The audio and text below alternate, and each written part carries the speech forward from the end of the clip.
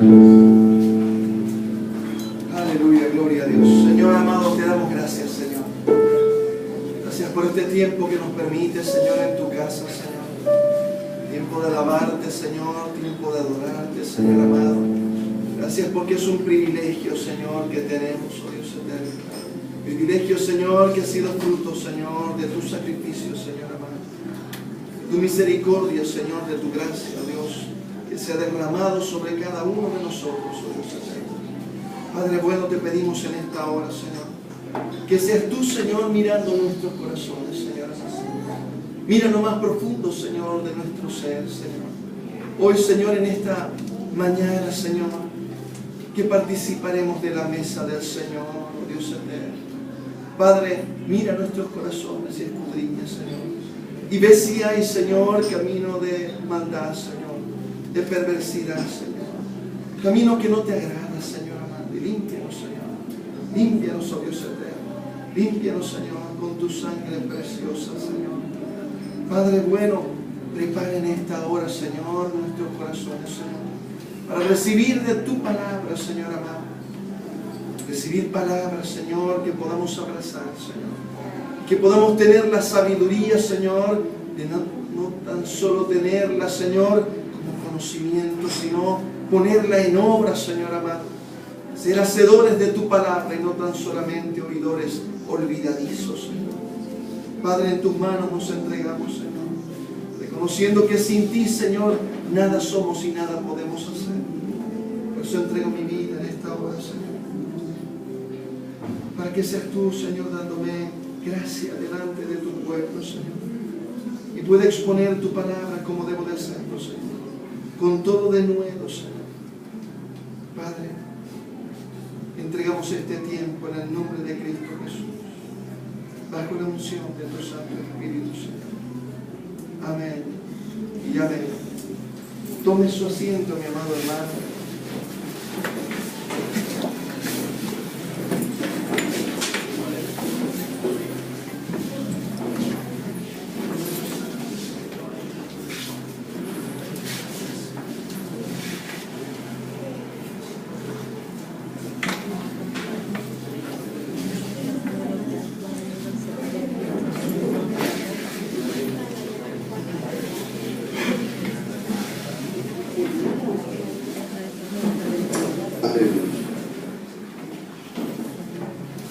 Vamos a abrir nuestras Biblias y vamos a hacerlo en la carta del apóstol Pablo a los Filipenses,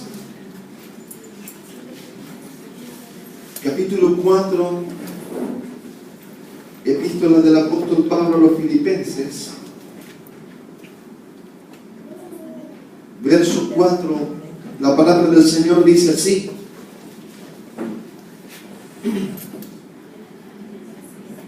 regocijaos en el Señor siempre. Otra vez digo, regocijaos. Vuestra gentileza sea conocida de todos los hombres. El Señor está cerca. Por nada estéis afanosos, sino sean conocidas vuestras peticiones delante de Dios en toda oración y ruego, con acción de gracias, y la paz de Dios, que sobrepasa todo entendimiento, guardará vuestros corazones y vuestros pensamientos en Cristo Jesús.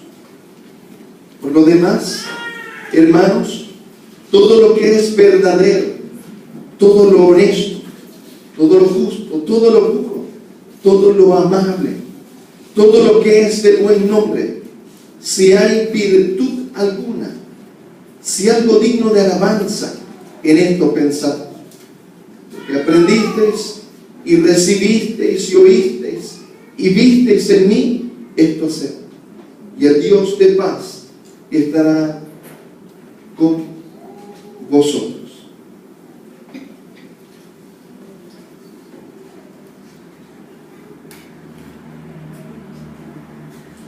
Una preciosa reflexión del apóstol Pablo, y fíjense que en estos versos esta porción de las Escrituras que acabamos de leer, podemos ver nosotros la primera triada que estuvimos estudiando acerca de el fruto del Espíritu, ¿verdad? Estuvimos viendo el amor, gozo y paz.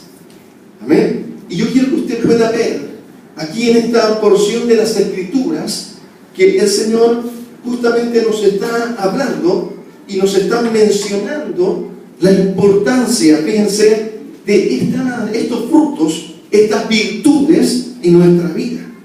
Miren cómo les dice: regocijaos en el Señor siempre. Otra vez os digo, regocijaos. Y luego dice: por nada estéis afanosos.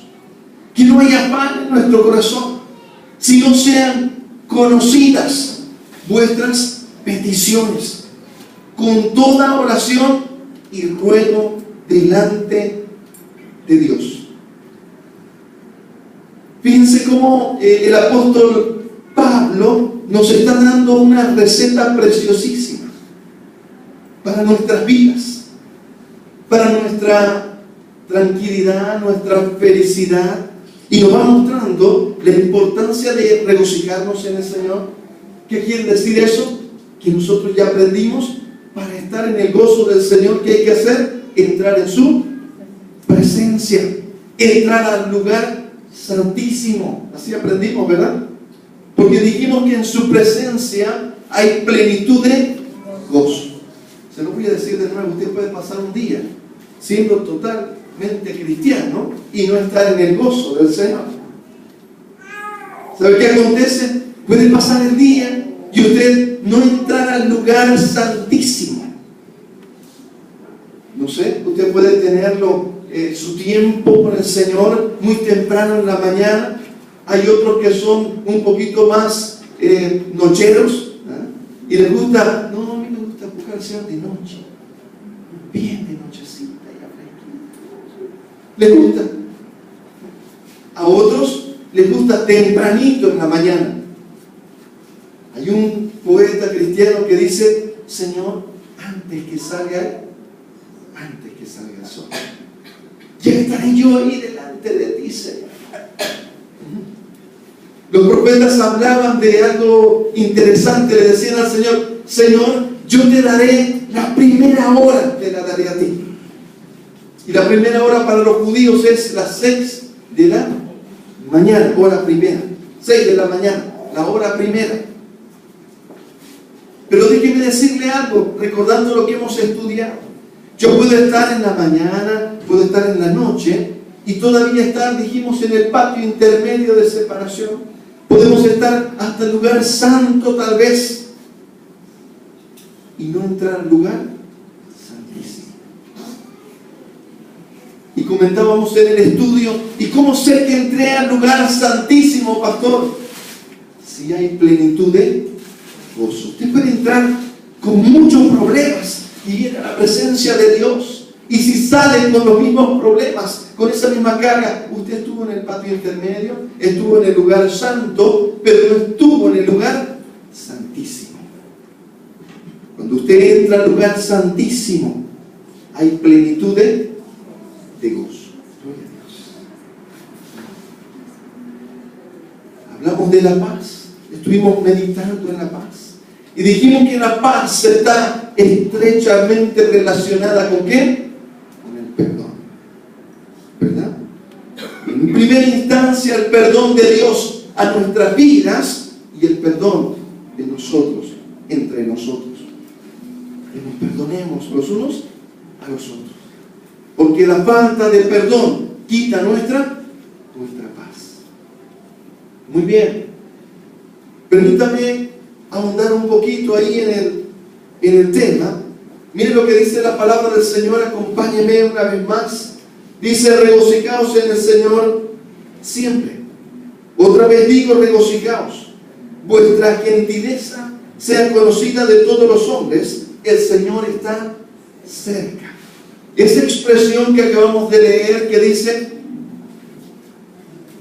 vuestra gentileza sea conocida de todos los hombres, es una expresión en el español, voy a decir así, es un esfuerzo en el español por expresar una idea que fue plasmada en el griego aquí en esta porción. Permítame que hagamos un esfuerzo esta mañana para entender ese contexto, la fuerza que hay en ese pasaje y la podamos entender con respecto al perdón de Dios para nuestras vidas y de nosotros, entre nosotros. Miren lo que dice la palabra del Señor. Vuestra gentileza sea conocida de todos los hombres, el Señor está cerca. La expresión gentileza que usted está viendo que está traducido de esa manera, en el original dice, vuestra epieikeia sea conocida de todos los hombres. Y epieikeia era una expresión muy sofisticada, voy a decir así, no fácil de entender. El origen de la palabra era epiekes, y epiekes o epieikeia era una expresión utilizada para referirse a una actitud de parte de un juez o del jurado al aplicar una sentencia que debía superar la justicia de la ley. A ver, de nuevo, pues, porque así lo miré, ¿no? Claro, está clarísimo. Que diga bien, que diga, no sé nada de Dios. ¿No? ¿Qué quería decir, mi amado hermano? Los filósofos griegos habían estudiado las leyes, las normas, y se daban cuenta que llegaban momentos en los que, a ver, ¿qué pasó? ¿Qué hizo este hermano? Hizo esta jocha. Entonces, a ver, todo lo que tenían en la ley estructurado no aplicaba justicia para el caso. ¿Qué quería decir? Esa persona estaba en un escenario en el momento de haber infringido la norma. Miren lo que voy a decir. Ese escenario, cuando el jurado lo miraba, decía, todas las normas que tenemos, las leyes, no alcanzan para hacerle justicia. Si aplicamos la norma, tal vez no haremos justicia en su vida. Miren lo que voy a decirle. Para la ley judía, la aplicación de la norma, de la ley, era un esfuerzo por traer al pecador al arrepentimiento. Pero resultaba que cuando se empezaba a aplicar la norma, ¿no? Este le toca cogacho, este le toca chicote, este le toca. Empezaba más bien la persona a alejarse del arrepentimiento. Entonces, lo que está diciendo acá, la expresión que utilizó el apóstol Pablo, epiekes o epieikeia, se conocía en el griego como más que justicia. Pasaba los niveles de lo que podía ser la norma, de lo que podía ser.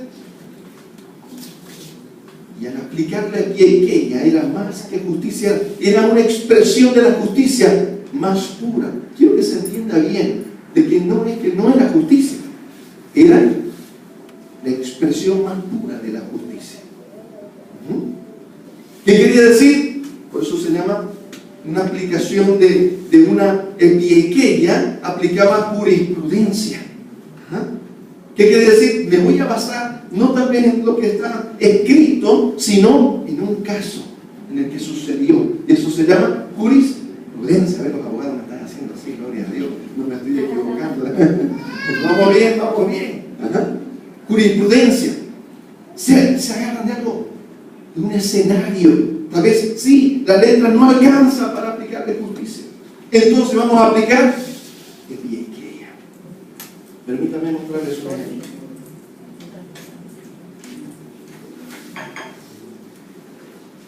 ¿Por qué? Porque miren lo que nos está diciendo el apóstol Pablo. Nos dice que vuestra epieikeia sea conocida de todos los hombres. Yo puedo, como cristiano, aprenderme todas las instrucciones, y al que se me cruce y le pele en una instrucción, andar con mi martillo, ¿no? Y entonces dice que vuestra epieikeia sea conocida de todos los hombres. El Señor está cerca. Hay una expresión española, castellana, que se acerca más a esa epieikeia. Se llama misericordia. Misericordia. La definición de misericordia es no darle a alguien el castigo que se merece. Pero la aplicación de la misericordia, entre justicia y misericordia, algunos se entra, voy a decir, no es tan fácil, en un conflicto, ¿no? ¿Cuándo aplico misericordia? ¿Cuándo aplico justicia? A ver, se lo voy a poner un poquito más fácil. En la casa, con los niños, ¿no? Con los hijos, ¿no? Usted está así con su colepeña, ¿no? ¿Cuándo aplico, no? Misericordia y cuándo aplico justicia. ¿Qué quiere decir? Supongamos que, papá, un ratito estoy yendo a la casa del compañero a estudiar, tenemos un examen dificilísimo. Ya mismo vaya, ¿no? Pero no sabía que el papá le había puesto GPS en el teléfono celular. Último modelo. Entonces el hermanito se fue y el papá ahí mirando. ¿Dónde estoy? Y aparece el celular 5, como se va yendo para otro lado, ¿no? Entonces, cuando ven y le dice, ¿y dónde estuviste? Hemos estudiado, papá, mira, mi mano sigue así. No suelta de tanto escribir. Ah, sí, será de estar así, pero así. De agarrar el taco, eso. ¿No? Y entonces cuando llegue ese muchacho, el papá tendrá que decir, ¿ahora qué aplico? ¿Aplico justicia, o sea, la norma, o le aplico misericordia? ¿Qué quiere decir misericordia? No darle a un hijo, supongamos que estamos en el ejemplo, el castigo que merece. Vamos a discutir un poquito de ese tema hoy día, de cómo es el perdón de Dios hacia nosotros. Les quiero decir algo. ¿Saben qué dice la palabra del Señor? David se dio cuenta de algo y dijo, Señor, todas las mañanas son nuevas tus misericordias. ¿Saben qué estaba queriendo decir? Me presenté delante de ti, ay, me tocaban 2 cucachos, 3 chicotazos, y no me los diste, Señor. La misericordia había sido nueva cada mañana. Eso es lo que está diciendo David. Obviamente el Señor es perfecto, justo, y Él sabe en una perfección infinita cuándo aplicar misericordia, cuándo aplicar, voy a decir así, el castigo. Porque no quisiera que se diferencie, más o menos como que digamos, misericordia es diferente de justicia. No, la misericordia es justicia, porque la misericordia está fundada en el sacrificio del Señor Jesucristo.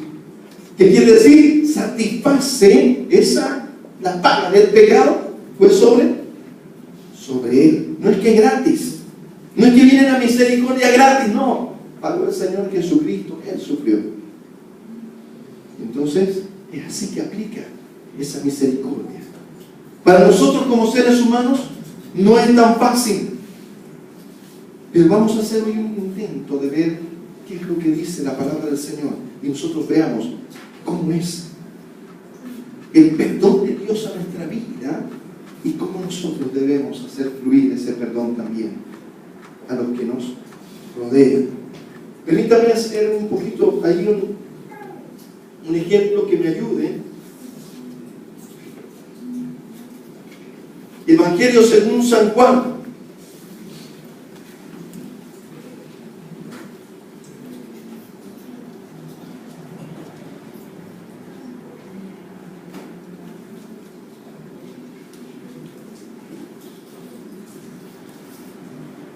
Capítulo 8, la palabra del Señor dice así: Jesús se fue al monte de los olivos y por la mañana volvió al templo Y todo el pueblo vino a él.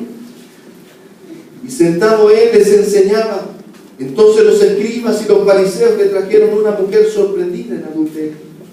Y poniéndola en medio, le dijeron: Maestro, esta mujer ha sido sorprendida en el acto mismo de adulterio.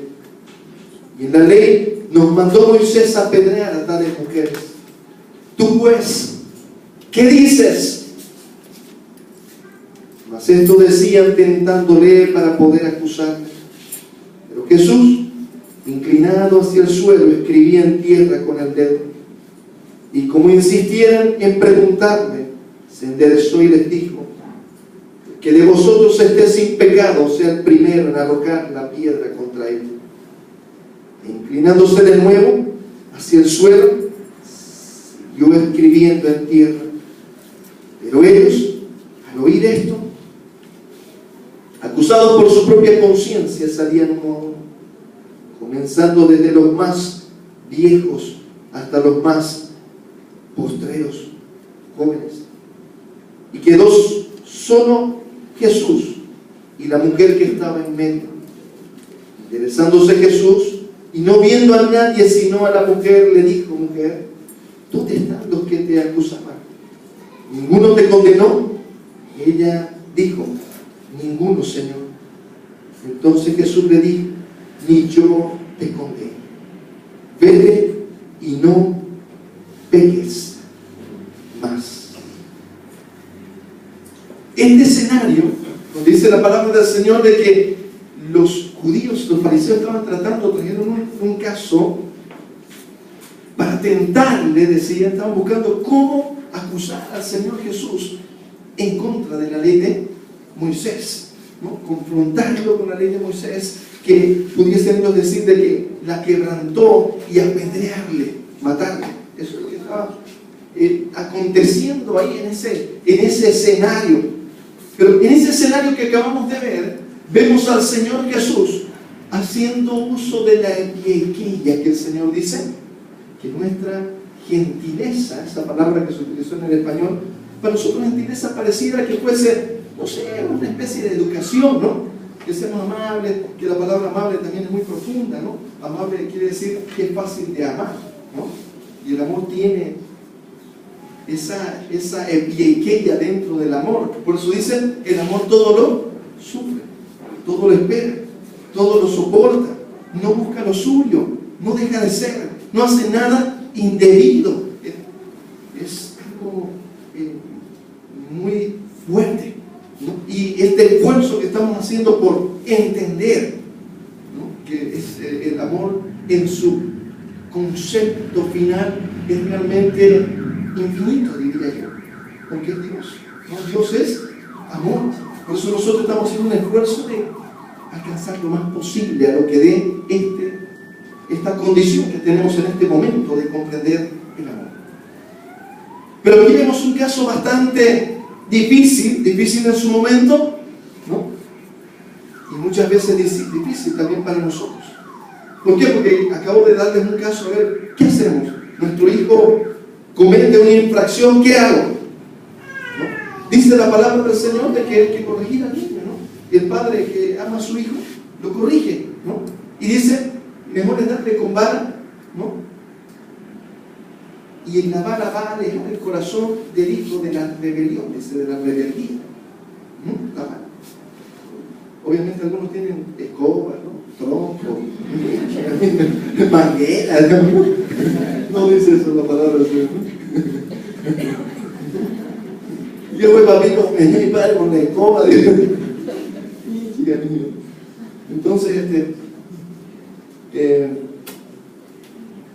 vamos a ver ahora un poquito ese contexto que nos muestra la palabra del Señor con respecto a esa preciosa expresión, ese desafío que nos da el apóstol Pablo de que nosotros apliquemos epieikeia en nuestra vida, que nuestra epieikeia sea conocida de todos los hombres. ¿Sabe qué dice ahí? Y el Señor está cerca. ¿Sabe qué significa? Además de que ellos tenían esa convicción de que estaba su venida pronto, y el Señor estaba cerca también de ellos. Entonces lo que yo hago, ¿debo hacerlo delante de quién? Dios me está mirando. Les voy a adelantar un poquito. ¿Saben qué? Yo creo que sería una buena cosa si yo, cuando voy a castigar a mis hijos, me imagino, sí, trato de hacer un esfuerzo importante de verlo al Señor Jesús sentado, ¿no? Imaginemos, ¿no? Ahí en ese sofá, ¿no? Sentado el Señor, y yo con mi chicote y mi hijito, ¿no? Mi hijo, y yo. O le echaría, digamos así, ¿no? La niña, ¿no? Gracias, Señor. ¿Haría usted esa o no? ¿Cómo haríamos con el Señor cerca mirando, no? Yo creo que tendríamos especial cuidado de que cuando toque la corrección realmente aplicar la vara, la apliquemos correctamente. Y ahora vamos a entrar un poquito más. Mira lo que dice aquí la palabra del Señor. Dice que había una mujer, miren lo que dicen, hacen un estudio los teólogos de este contexto y se infiere lo siguiente. Miren, le voy a decir las inferencias que se hacen teológicas de ese pasaje. En primer lugar, había una conspiración contra el Señor Jesús. Y esa conspiración tenía que ver en que se juntaron algunos fariseos y dijeron, muy bien, tenemos una trampa al Señor Jesús, entonces, ¿cómo hacemos? ¿Qué tal si habían visto que el Señor tenía epieikeia? Aplicaba la epieikeia, la misericordia para atraer al corazón al arrepentimiento. ¿Me explico lo que voy diciendo? El Señor, alguien que estaba ya desahuciado por la ley, por los fariseos, Él aplicaba misericordia, y esa persona, a ver la misericordia sobre Él, traía su corazón inmediatamente al Señor y se arrepentía, y había un cambio profundo de vida, en un recuperar, en un restaurar el corazón de la otra persona. Los fariseos habían confundido la norma y la ley de que ese era su fin y empezaban a aplicarla más bien para destruir a las personas. No sé si me estoy explicando. Para descalificar y para destruir a los demás utilizaban la norma y pan, digamos, ¿no? Pero entonces le traen al Señor Jesús. Era una conspiración. Miren lo que se infiere, ¿no? De que claro, tuvieron que decir, ¿qué hacemos? Presentemos un caso de adulterio, ¿no? ¿Y cómo hacemos? Yo creo que a las 2 de la tarde tenemos un caso de adulterio pronto a suceder. No es así, ¿no? ¿Y dónde? Me tinca allá en la plaza. ¿No? Se infiere, ¿no? Se infiere que tuvieron que ir así. Ah, sí, ¿la conoces a Tancita? ¿La conozco? Te cuento. Uy, pero sí casar. ¿Y a quién se va a sacrificar ya? A ti, Marín de López, güey, ya yo, hombre. Lo voy a hacer por todos ustedes, por el equipo, por el grupo. Y se fue el hermanito a sacrificarse. ¿No? Cuando toque el pito, entran ustedes. ¿No? Y así fue. ¿No? Esa es la inferencia teológica que se hace. Que uno de ellos fue, ¿no? Para consumar el pecado, el adulterio. Y una vez estaba en el mismo, dice, escenario del adulterio, entonces entraron los otros, digamos, ¿no? 1, 2, 3, por así te por todos, como no, que ya ¿no? Y a la hermanita también, digamos, ¿no? Que ya está. Y no le dijeron, vístase hermanita, por favor, rapidito, que tenemos que ir a hacer una acusación formal, ¿no? No, ni se peine porque los porrazos que le vamos a dar con esta piedra. Así nomás. Pues ya estaban todos con sus piedras, digamos, distintos, digamos, ¿no? La sacaron así, ¿no? Tal vez con una manta que había ahí, medio se cubrió la pobre mujer, ¿no? Y fue. Miren lo que voy a decir, miren la inferencia teológica que hace. El que también estaba ahí con ella, también fue. Con su piedra, mucho artista, ¿no? El hermanito también con su piedra. Pucha, qué pena que te van a morir, digamos.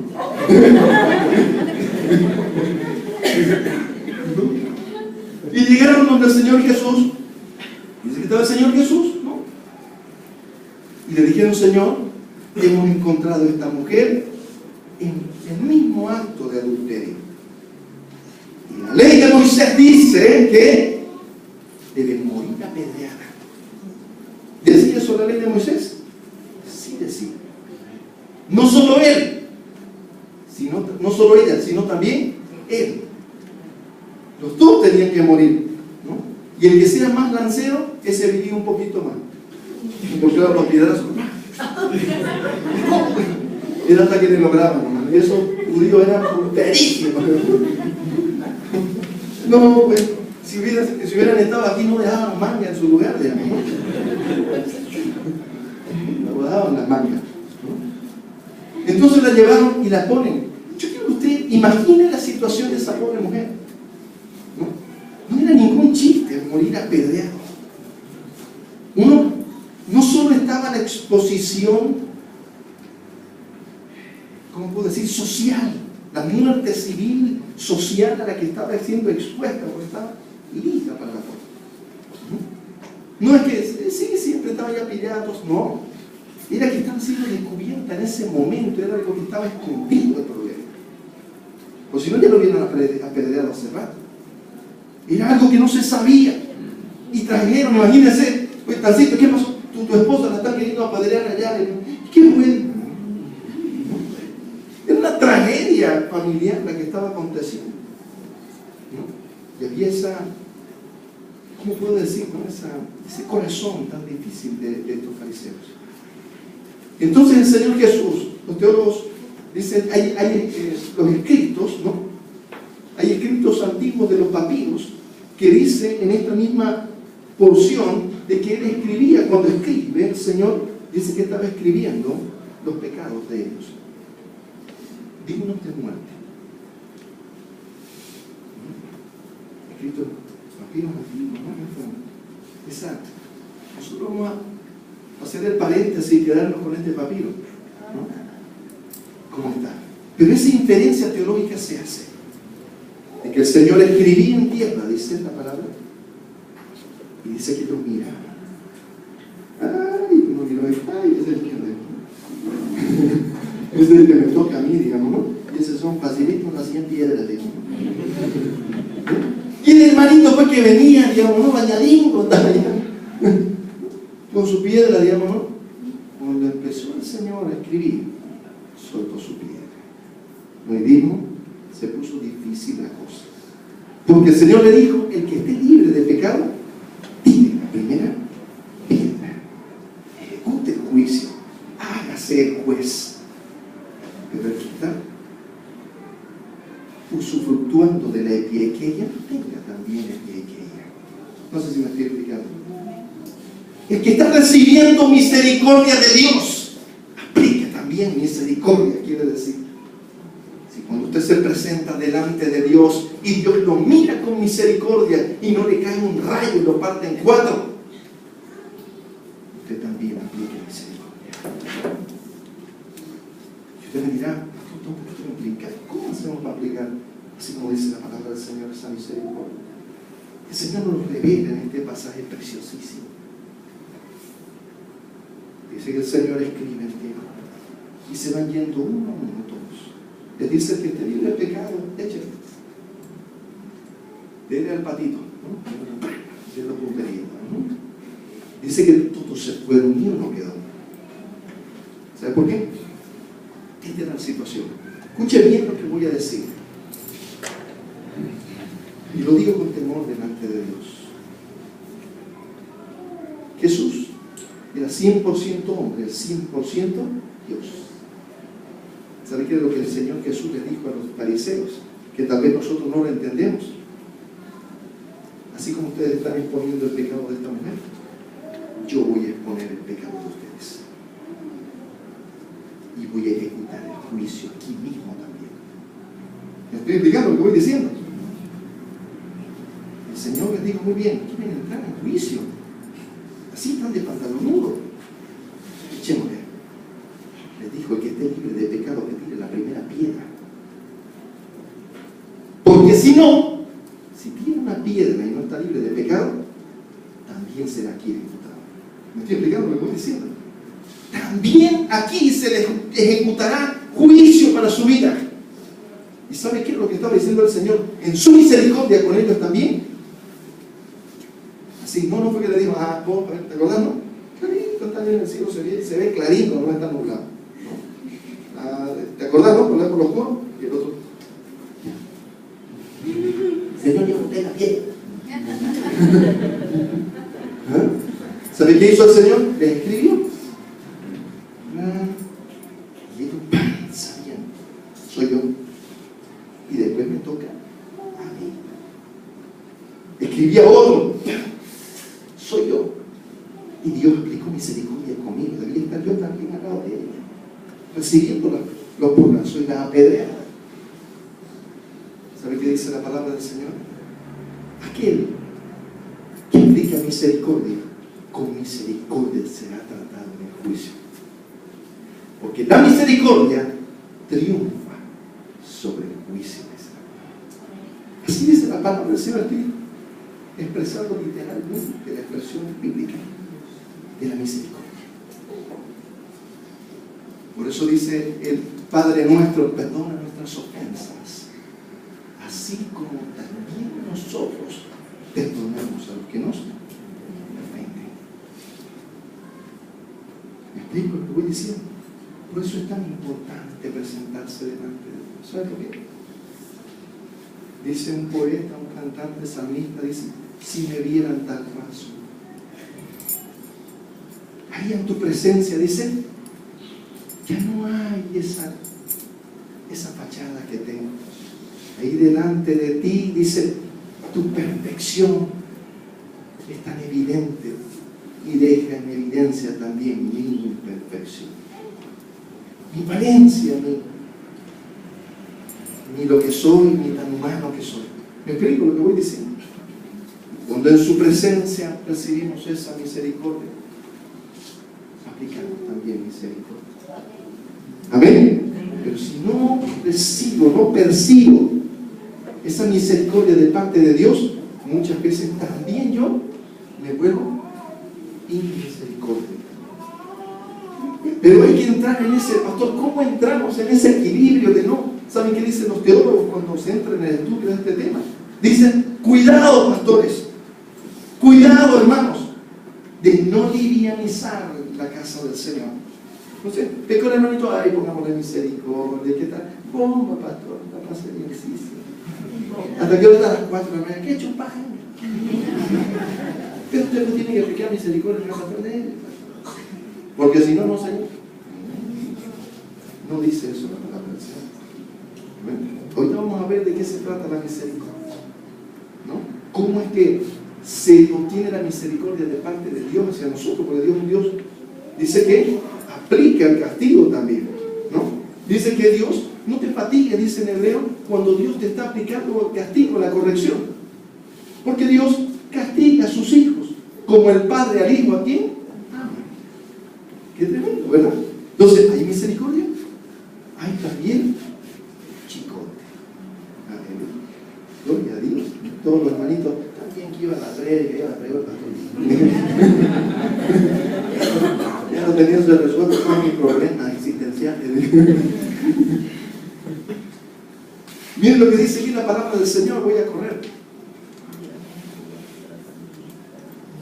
La palabra del Señor dice que cuando se fueron todos, pasando los ojos del Señor Jesús, le pregunta a la mujer, le dice, ¿dónde están los que te acusaban?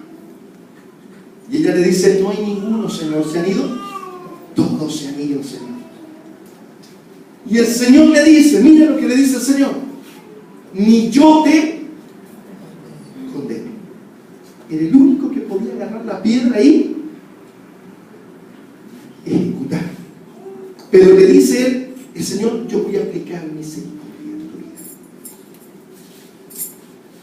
vida. Mire la expresión final, que es el secreto de esto. Le dice, vete y no peques más. Vete y no peques más.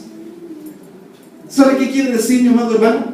La misericordia de Dios sobre nuestras vidas se ejecuta cuando estamos en arrepentimiento. ¿Y cómo sé si estoy arrepentido? Si no lo vuelvo a hacer explicando. El que, bueno, el hermanito, cada viernes, ¿no? El hermanito, pastor, otra vez, oré por mí. Al otro viernes, qué bueno, otra vez. Ay, apliquémosle misericordia al hermanito. ¿Está arrepentido ese hermanito? No. ¿Y los hijos? Voy a volver, con eso voy a cerrar, porque no quiero dejarlo eso suelto, ¿no? Los hijos muchas veces se equivocan. O más bien voy a decir, aprovechan de la equivocación de sus padres de comprender la misericordia. ¿Me explico lo que voy a decir? Voy a darle un consejo, esto es personal. Esto tiene que usted buscarlo con Dios, porque cada caso es diferente. Usted tiene que buscar sabiduría de Dios con sus hijos. ¿Me explico lo que voy diciendo? Voy a dar unos conceptos generales que tal vez nos puedan ayudar. Si su hijo falla, si su hijo viene, ¿no? Da la falla y su hijo le dice, papá, esto es personal, también no estoy haciendo doctrina. Perdóname, papá, no lo vuelvo a hacer. Me equivoqué, te fallé. ¿Qué me decía ese muchacho? Lo justo era el castigo, ¿no? Se salió sin permiso, no sé lo que fue, hermano, ¿no? Se salió, no hizo caso y volvió y ya se lo pillaron y... Perdóname. Permítame darle un consejo personal, por favor, ¿no? Usted puede aplicar justicia y decirle, hijito, no, como decía mi padre, lo escuchaba decir yo, 2 arrobas. Por arroba en los chicos. Gracias a Dios nunca me echaron las arrobas a mí, ¿no? He escuchado yo que así se decía antes, ¿no? A veces le toca 2 arrobas. No sé cuántos chicotazos era cada arroba, yo creo que 5 chicotazos con colepey. Así que 2 arrobas, 10 chicotazos no era ningún chiste con colepey. Para los que saben de colepey. Uno nomás es suficiente, ¿no? Te pica, pero hasta la cuadra. Hasta el tercer anillo pillo más o menos. Nunca hay uno vuelve y sigue, hermano. Hay muchas cosas en colepey. No es tu tía, decía mi abuelito con el colepey. Entonces, ante el arrepentimiento de su hijo, le aconsejo aplique misericordia. ¿Sí? ¿Me explico lo que digo? Si él dice, papá, perdóname, créale. Tiene la oportunidad de ser creído. No sé si me estoy explicando. Mi hijo querido, ¿te das cuenta que te equivocaste? ¿Te das cuenta que no estuvo bien? Me doy cuenta, papá. Explíqueselo. ¿Saben cómo hacían los judíos? Los judíos, cuando venían con su sacrificio para el holocausto, dice la palabra de que ellos, el rabino venía y le decía, te voy a explicar tu pecado. Le explicaba el pecado. ¿Entendiste? A ver, repita. No me acuerdo. A ver, de nuevo. Le explicaba el pecado hasta que lo entiendas, hermano. ¿Entendiste? Sí. Uno de los dejaba que se vaya. Y le decía, así se ha ido tu pecado. Y este otro tiene un precio tu pecado. Va a haber un sacrificio. El Señor sigue explicando lo mismo. El precio de nuestro perdón, ¿quién es? El sacrificio del Señor Jesús. Pero yo puedo acceder a ese sacrificio, a ese beneficio, cuando y solo cuando estoy arrepentido. Si no estoy arrepentido, no hay expiación del pecado. El pecado sigue. ¿Cómo sé si estoy arrepentido si no lo vuelvo a hacer? O sea, si mi corazón es la firme convicción y decisión de no volverlo a hacer. Pero si el muchacho se da cuenta, no, si le pide perdón a mi papá, tiene que aplicar misericordia, dijo el pastor, si no, yo lo denuncio. Entonces, digo, sí, perdón, mamá, ya me puedo ir. Nada, te tocan 2 arrobas. El papá tiene que ver si ese corazón está arrepentido. Si está arrepentido, aplique misericordia.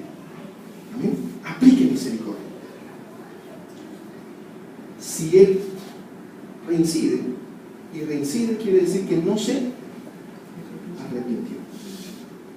Y entonces usted tendrá que aplicar la corrección para alejarlo de su pecado. Voy a aterrizar de la siguiente manera. Esta preciosa mañana, mi amado hermano, usted puede acercarse a la presencia de Dios con un corazón